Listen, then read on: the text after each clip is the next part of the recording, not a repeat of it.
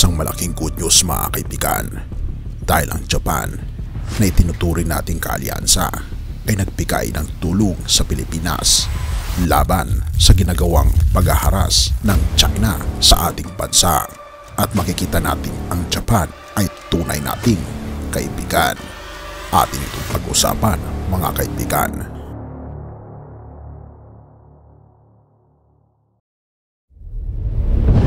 Ika pa sa isang balita, Japan at Pilipinas pinaigting ang alyansa laban sa China ayon sa mga analista. Inanunsyo kasi ng Japan at Pilipinas noong Biyernes ang pagsisimula ng negosasyon para sa isang paktong pangdepensa na magpapahintulot sa pagpapadala ng tropa sa teritoryo ng isa't isa. Isang hakbang na sinasabing malaki ang impluwensya dulot ng mga agresibong kilos ng China sa pinag-aawayang karagatan. Nakipagtagpo si Japanese Prime Minister Fumio Kishida kay Philippine President Ferdinand Marcos Jr. sa Manila sa isang opisyal na 2 araw na pagbisita, kung saan iniulat ni Kishida ang gintong panahon ng kanilang dalawang bansa. Oo mga kaibigan, ang gintong panahon ng pagkakaisa ng Japan at Pilipinas kontra sa China. Ang anumang pagsusumikap na palitan ang kasalukuyang kalagayan sa pamagitan ng puwersa ay hindi matanggap, sabi pa ni Kishida. Bagamat hindi niya binanggit ang Beijing, ang pahayag ay sumunod matapos ang sunod-sunod na pagtatakbo sa karagatan sa South China Sea, kasama na ang 2 insidente ng banggaan noong nakaraang buwan sa pagitan ng mga barko ng Pilipinas at China. Inakusahan ng Manila ang Beijing na sadyang pumangga sa kanilang mga bangka, at sa pagkondena ng insidente, sinabi ng Japan na sumusuporta ito sa Pilipinas sa pagsusulong ng kaayusan sa karagatan.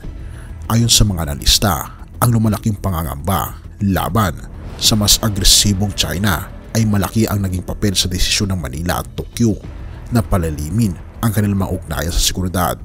Ang pagkakaroon ng parehong pangunahing pangunawa sa banta ay isa sa pinakamahalagang nagtutulak para sa mas malapitang ugnayang pang-estratehiko, sabi ni Doc McLean Hill, isang lektor sa International Studies sa De La Salle University sa Manila. Ang Japan at Manila ay nagtataglay ng parehong interes para sa sitwasyon para magkaroon ng katiwasayan, ngunit nagtataglay din ng parehong pag-iingat sa partikular na banta na siyang China, dagdag pa niya. At ito ang magbibigay daan para sa parehong mga bansa na lalong magtugon ng pansin sa kanilang kooperasyon batay sa partikular na banta na ito.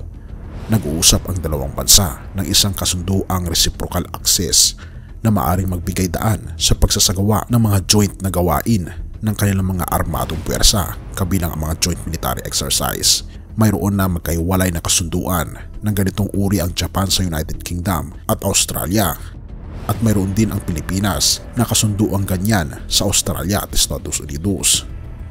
Sabik ang Pilipinas na palalimin ang alyansa sa Japan na isang natural alignment, ayon kay Hill, dahil sa malakas na suporta mula sa Tokyo sa larangan ng ekonomiya. Ito ay hindi isang bagay na pilitan, sapagkat ang pundasyon ay matibay na nasa nakalipas na ilang taon, ngunit ngayon ay nagdaragdag tayo sa pundasyon na ito batay sa mga kasalukuyang tunguhin sa regional na geopolitika, sabi ni Hill. Lumalalim ang kooperasyong militar ng 2 bansa sa ilalim ni Marcos na umupo sa kapangyarihan noong nakaraang taon, at ibinalik ang alyansa ng bansa sa Estados Unidos. Sa ilalim ni Marcos, ipinagtanggol ng Pilipinas ang 2016 International Tribunal ruling na nagdeklara sa mga historical claim ng China sa South China Sea bilang ilegal na pagtatangi mula sa kanyang mga naunang predecessor na si dating presidenteng Rodrigo Duterte, na nagnanais na mapaamo ang Beijing sa hangaring makakuha ng pamumuhunan. Noong Hunyo, nagdaos ng kanilang unang joint coast guard drills sa South China Sea ang Pilipinas, Japan at Estados Unidos, at sinabi ni Kishida na papalakasin pa nila ang kanilang trilateral alliance. Sobrang irerespeto tayo ngayon ng Pilipinas dahil ang nakikita natin ngayon ay hindi lang tayo nagbabase sa butas, kundi ginagabayan natin ito ng aksyon, sabi ni Froilan Calilong, isang profesor ng Political Science sa University of Santo Tomas. Kabilang sa mga aksyon na tinutukoy ni Calilong ay ang utos ni Marcos na alisin ang flotante na inilagay ng Chinese Coast Guard sa Scarborough Shoal noong Setyembre upang pigilan ang mga mangingisda sa pagpasok sa Laguna. Inilantad ng Pilipinas ang mga aksyon ng China sa mga labing itinatangging karagatan, kabilang ang aligadong pinsala sa kalikasan na dulot ng mga barkong Tsino sa Spratly Islands. Ang decisive na aksyon na ito, ayon kay Kalilong, ay nakakuha ng pansin ng Japan na anyay nagpasya na palakasin ang kanilang alyansa sa Manila. Ang Japan ay patuloy na nababahala, sabi niya, at para sa Japan na magkaroon ng paraan upang bantayan ang lumalakas na kapangyarihan ng China. Naniniwala ang Japan na ang Pilipinas ay isang napakahalagang bahagi ng equation sa harap ng isang state banquet sa Manila. Sinabi ni Kishida na umasa siyang magbibigay ang kanyang pagbisita ng karagdagang tibay sa hinaharap na kooperasyon. Ang Japan at Pilipinas ay kasalukuyang nakakaranas ng isang magandang relasyon. Tinatawag natin itong gintong panahon, sabi ni Kishida.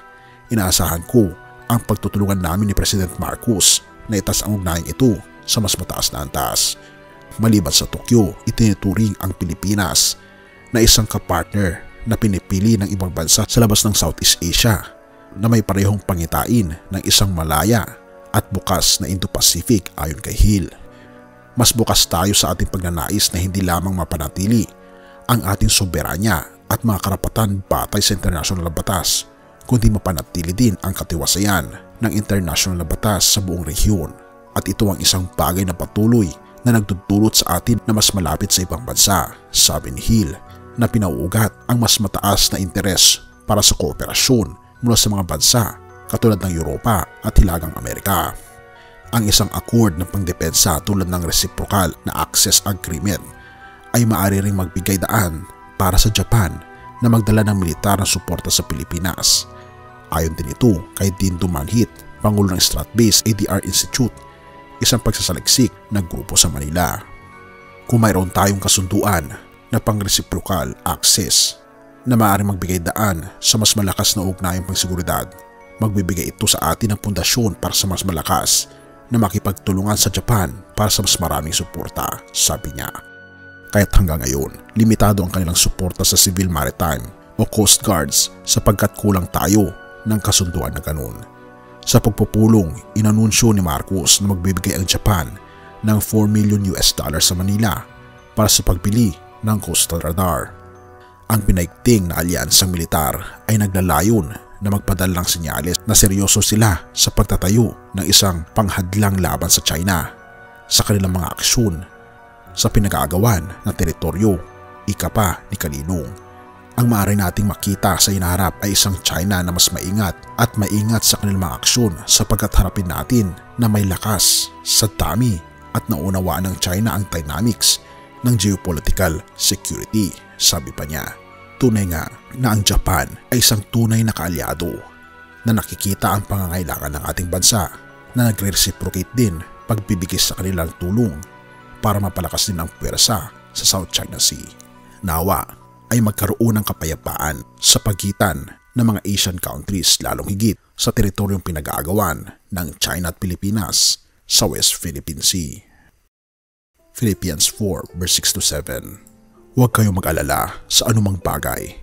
Sa halip, ilapit sa Diyos ang lahat ng pangangailangan nyo sa pamagitan ng panalangin na may pasasalamat. Kapag ginawa nyo ito, bibigyan kayo ng Diyos ng kapayapaan na siyang mag-iingat sa puso ninyo at pag-iisip dahil kayo na kay Kristo Jesus.